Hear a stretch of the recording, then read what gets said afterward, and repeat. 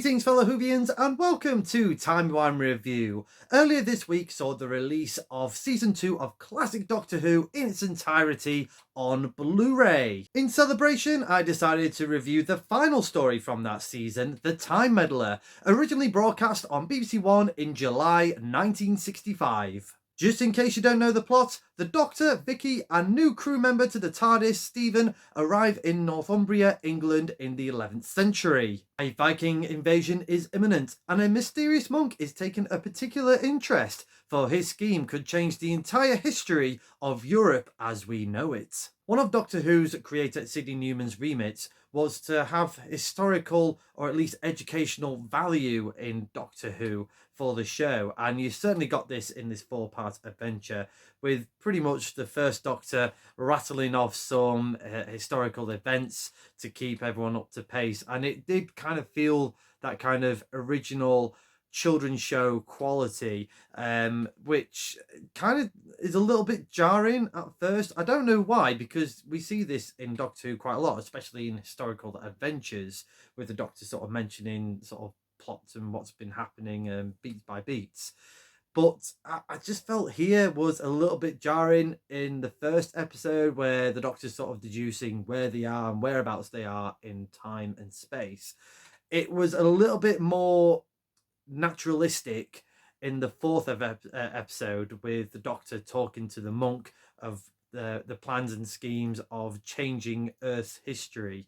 But I did like that one of Sidney Newman's remits was incorporated in Doctor Who. William Hartnell is on fine form as the Doctor in The Time Meddler, and this is pretty much a season of all things changing. We're only a story removed from the departure of Ian and Barbara in The Chase. Earlier on in the season, we saw the departure of the Doctor's granddaughter, Susan, and newcomers or new companions, Vicky and Stephen. And even behind the scenes, Dennis Spooner and producer Verity Lambert was leaving the show. So with all that going around, and obviously long, grueling stories to produce on a week-by-week basis, he had a lot to take on, and obviously later on in the years, he had to give up the role due to ill health.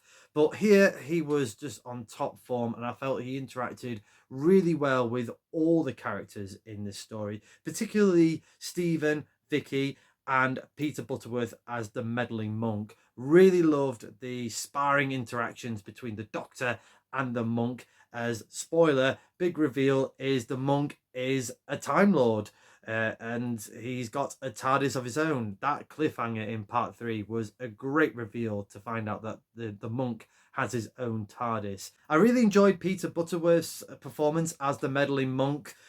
For people that don't know, he's probably more famous, Peter, for being in the Carry On movies, being in more sort of comedic roles in the 60s. But here, yeah, there was definitely some comedy elements in his performance, but I felt that he kept it more straight-laced. He didn't take it too comedic or too zany or silly. And yeah, that's, credit where credit is due, because you're introducing a new Time Lord to the world of Doctor Who, and I thought he did that really well. It kind of sort of, it was kind of like in gesture type of thing. He was more sort of there to be this meddling monk and have this weird sort of scheme of basically making technological advances. Shakespeare could be done in the centuries earlier. Flight could be introduced in like the 14th century. All those types of zany plans that the meddling monk had. I don't know how that would work, and I know obviously the Doctor saying no, you can't do that, you can't interfere in history like that. But why not? Obviously it's a no-no, fair enough.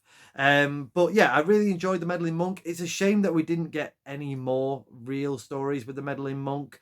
He did turn up in a few episodes of the Dalek Master Plan, so again we had that. I know there's at least an episode that survived from that 12-part epic. But yeah, it would have been nice if the Meddling Monk made a return, but I'm very thankful for Peter's performance, because without him, we probably wouldn't have had the likes of the Master, the Rani, Romana, or even the Warlord from the War Games. This story is also the full debut for Peter Purvis as Stephen Taylor, and yeah, he pretty much an Ian Chesterton 2.0, really. He's sort of like, I wouldn't say swapping like for like, but he was definitely the dashing hero, to do all these sort of actiony bits instead of William Hartnell. He's sort of like, he's kind of like the base on the ground type of character, really, for William Hartnell. But yeah, I really enjoyed Peter Purvis's performance. I think he was a really good actor, especially as the role of Stephen. And yeah, that introduction with him and the Doctor, and calling him Doc, and the Doctor telling him off, rightly so. And yeah, it was only sort of like, he made a really good impact, I felt, in this story. And obviously bigger and better things came in subsequent stories. Also talk about Maureen O'Brien as Vicky. I thought, again, she was a really good companion, quite an underrated companion. Again, a sort of Susan 2.0, and the Doctor and Vicky relationship was a bit of a grandfatherly type figure.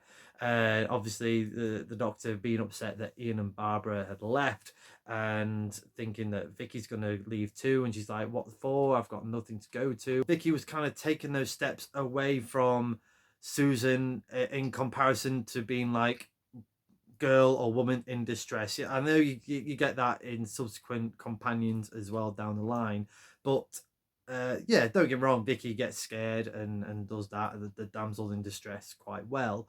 But I like that we kind of went away from that compared to Susan. I think for Vicky is a little bit older than Susan, in sort of maturity wise. And yeah, I thought Maureen brought that really, that sort of maturity to the role as Vicky.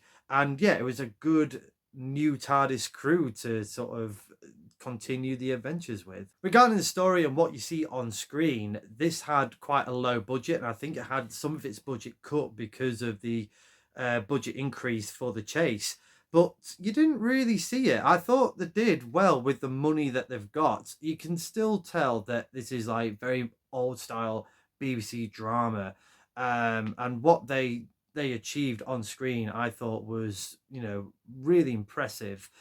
You can tell that they've got like one or three cameras, and it's sort of like zooming around the stage and the sets, and trying to navigate all that with the story that they're trying to tell. But where they made sort of impressive sort of gains in terms of the copying a soundtrack and showing footage of a Viking ship, it integrated really well in this story. I'm going to give the Time Meddler a TARDIS rating of 7 out of 10. I just thought this was a fun, very easy to watch 4-part adventure that had quite a lot of things going for it. You had obviously introductions to new companions and characters such as Stephen and the Meddling Monk. Great reveal that the Meddling Monk is part of the same race as the Doctor. So that was really good. Some good stepping stones building up to what we see in future Doctor Who. And yeah, this is basically, obviously I got the historical elements as well. Really enjoyed that with the Vikings. And yeah, it was just, like I said, a fun, easy watch adventure, and a good sort of way to end season 2 of classic Doctor Who, especially to celebrate it now in its entirety on Blu-ray. Because yeah, from the beginning with Planet of the Giants, to all the way to the Time Meddler, there's a lot of changes happening, obviously in front of and behind the screen.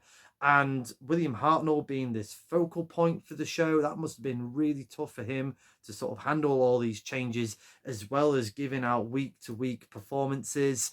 Yeah, it's not an easy task, I don't think.